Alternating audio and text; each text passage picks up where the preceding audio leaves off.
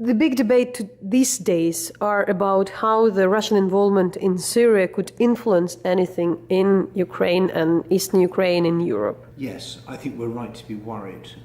The Syrian crisis is a result of a failure of Western leadership, particularly of American leadership. And the Russian success in breaking out of diplomatic isolation and taking a role in the Syrian conflict, I would say not in solving the Syrian conflict, actually aggravating it, but it's put Russia back as a major diplomatic power. And European countries are grateful for this, and they say America has failed, Syria is a mess, migrants are coming, maybe Russia can help.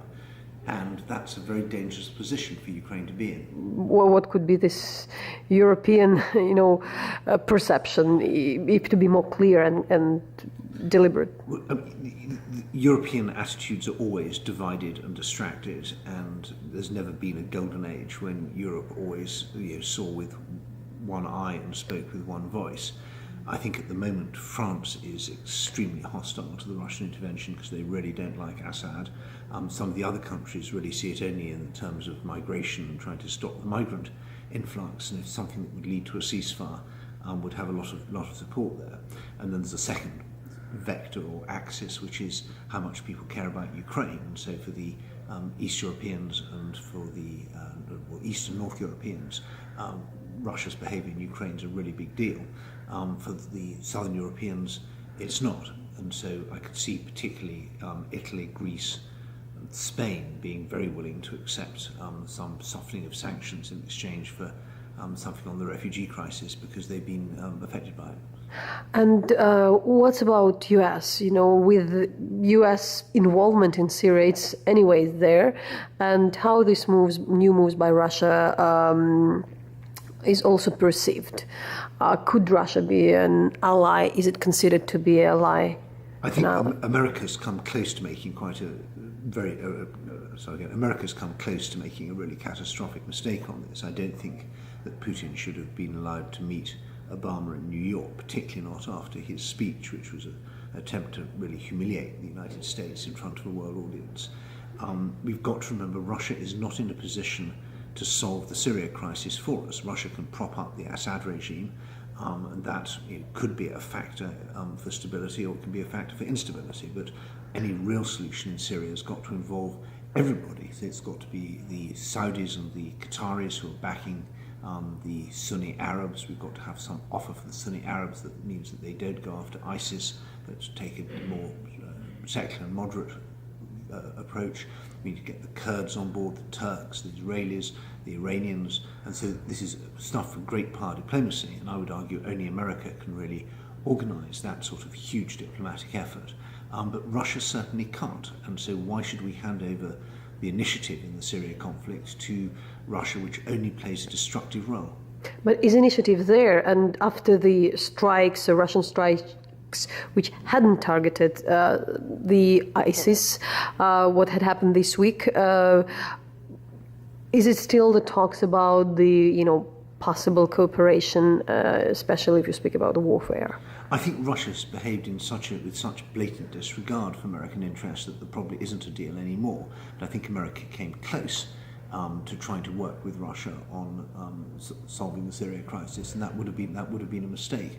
But I think Russia so enjoyed the humiliation of humiliating America by declaring this no-fly zone, by bombing American allies and so on, that Putin has closed off for the time being diplomatic cooperation. He's just enjoying being in the limelight and showing that Russia's back as a global power. But would you think that it's just a lot of smoke, creating a smoke this particular week, with huge effort from Putin administration to be back on the scene, and how temporary is that, and for how long it could last? This absolutely. I mean, this is essentially a symbolic intervention. I mean, it will help to make sure that Assad's remaining 20% of the territory, where he has a lot of support anyway, doesn't come under fatal attack from ISIS. There's some military element to the Russian intervention, but it's mainly for the television cameras. It's mainly to show that Russia is a global military power that can project military power beyond its borders, and that it can take advantage of Western weakness and seize the initiative. And those, in a short-term tactical sense, are great successes for Putin. They look good at home, they look good abroad. At the same time, we're looking now at the kind of a settlement in eastern Ukraine with Normandy Forum involved, and with freezing the conflict. So how do you think how feasible is this idea of freezing the conflict at this point, even temporary? Well, I mean, a conflict that's frozen is better than a conflict that's not frozen. So I'm glad that nobody's being killed, and this is important. And I think that the fact that Russia's decided to turn away from an all-out military victory is a great tribute to the Ukrainian army, that you basically fought the Russians to a standstill so they couldn't have the military victory that they thought they were going to get. And Putin's also failed politically, that he couldn't get Odessa and other cities to support his Novorossiya idea. So there's a defeat for Russia.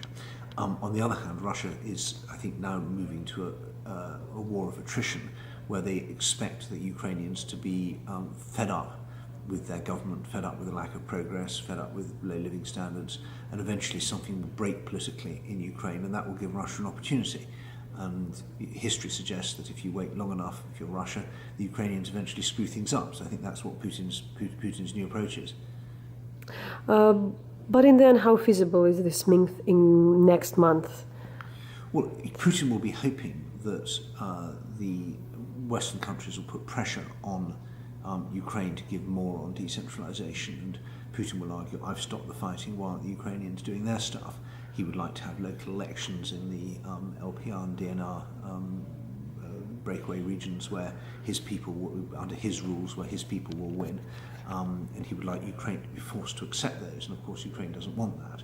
So, and this gets into the weeds very quickly in terms of detail for the West, and they won't see why can't the Ukrainians just do a deal with the Russians on this election stuff. They won't understand the constitutional significance necessarily. So Ukraine's going to have to argue very hard in that, within the sort of Normandy and Minsk. I think the West decided they weren't going to let Russia win an all-out military victory. If Russia had been marching on Kiev, as Putin was suggesting, I think we would have seen more weapon supplies. But the West has, in its own eyes, intervened quite a lot. We have quite substantial training. I was in Lviv the other day, and there was the US Airborne Division off duty, sitting around drinking in the bars in central Lviv, and there's a level of military support and cooperation which we haven't. I see is unprecedented. It's not the lethal weapons deliveries that the Ukrainians wanted, but there is substantial behind-the-scenes support from America and other Western countries, which has, I think, made a difference. And of course, now America, that's just the fighting stopped. They've sent you the counter-strike battery radars, which would be a major deterrent if Russia started up hostilities again. The fact that Ukraine's got those haven't arrived yet, but they are arriving. Big training's taking place and so on. So I think that Ukraine's in a good position. If Russia chose to start hostilities again, Ukraine's, partly thanks to Western help, mainly thanks to your own efforts, is in a better place to withstand them.